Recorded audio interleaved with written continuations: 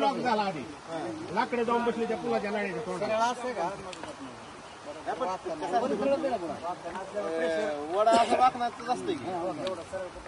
वडा कुठं सरळ आणि 10 फूट खोल होत एवढी पांच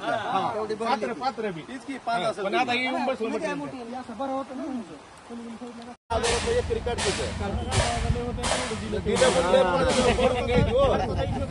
हिशोब म्हणजे कसं आहे आम्ही एवढं दिलं तेवढं दिलं काढाय सो निघत नाही निघतील काय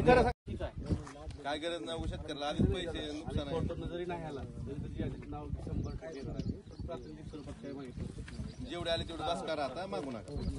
एवढं ह्याच्यावर बस करा चालू